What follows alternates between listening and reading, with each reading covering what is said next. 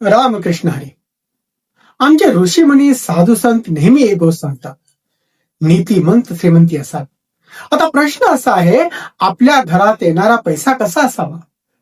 तो तृप्त असावा, तो कुणाच्या मुंड्या मुरगळून आलेला नसावा, कुणाच्या डोळ्यात पाणी आणून आलेला नसावा, भ्रष्टाचाराचा नसावा, कुणाचे पैसे बुडवून आलेला नसावा, उधार घेऊन लुबाडलेला नसावा, लबाडीचा नसावा. असा पैसा आपल्या घरात येऊच नये. संतांनी म्हटलंच आहे, जे कर्मेचे फळाशी आशा नाही मनीसी, ते कर्म सात्विकेशी जाणावे.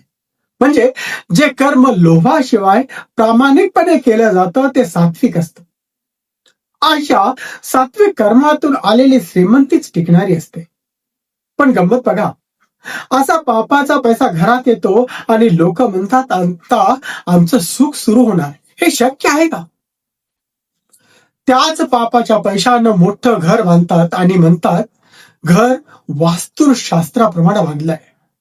अहो, पैसा पापाचा आणि घर वास्तुशास्त्राने शुद्ध, हे कसं चालेल? तुम्ही सांगा ना.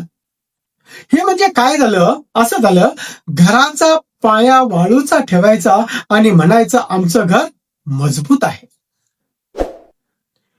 पाया जर पापाचा असेल तर घर किती दिवस उभं राहणार? तसंच नाही.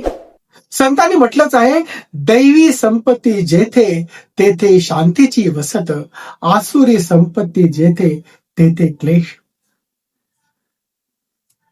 जिथे आसुरी संपत्ती आहे तिथे क्लेशच येणार. वास्तुशास्त्र म्हणतं, ईशान्य दिशेला देवघर असावं, तिथे ईश्वर असावा, तो शाश्वत पवित्र असावा. खरं आहे, मान्य आहे. पण जरा सांगा, घरातला पैसा जर पापाचा असेल तर ईश्वर त्या कोपऱ्यात शांत बसणार आहे का? तो कोपल्याशिवाय राहणार आहे का? पापाच्या पैशानं बांधलेल्या घरात अग्नी असेल तर तो आग लावल्याशिवाय राहणार आहे का? वास्तुशास्त्राप्रमाणे वायव्य दिशेला वायू असेल तर तो घरातली वादळ थांबवणार आहे का? नाही, कदापि शक्य नाही. आमच्या ऋषींनी श्रीमंती नाकारलेली नाही, पण ती नीतिमंत असली पाहिजे. घरात येणारा पैसा कसा असावा?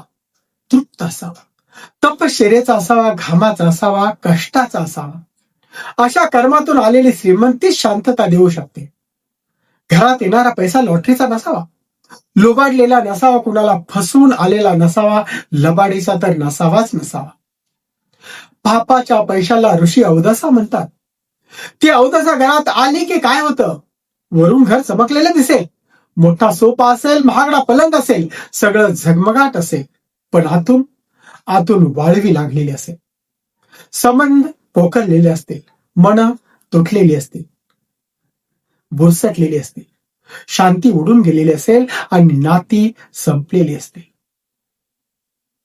सिंहासन असेल पण ते वाळवीनं खाल्लेलं असेल, हीच पापाच्या पैशाची श्रीमंती. म्हणतात ना, अज्ञानातून जे कर्म, विचार न करता धर्म, ते तामस समजावे कर्म, असे म्हणे. धर्माचा विचार न करता केलेले कर्म तामस आहे आणि तामस कर्मातून आलेली संपत्ती विनाशाकडेच घेऊन जाते. म्हणून लक्षात ठेवा, पापाच्या पैशानं आलेली श्रीमंती घरात सुख, शांती, समाधान आणू शकत नाही, कधीच आणू शकत नाही. पण खरी श्रीमंती कोणती? जी कष्टातून येते, जी प्रामाणिकपणातून येते, जी देवाला साक्षी ठेवून कमावली जाते. थोडी असली तरी चालेल, पण ती पवित्र असली पाहिजे. कारण पवित्र पैशात समाधान असतं, पवित्र पैशात आशीर्वाद असतो, पवित्र पैशात लक्ष्मी स्थिर राहते. जैसा भाव तैसा देव. भाव शुद्ध तर देव स्थिर, आणि भाव अशुद्ध तर घर अस्थिर. आजच्या काळासाठी एक अत्यंत महत्वाची गोष्ट आहे.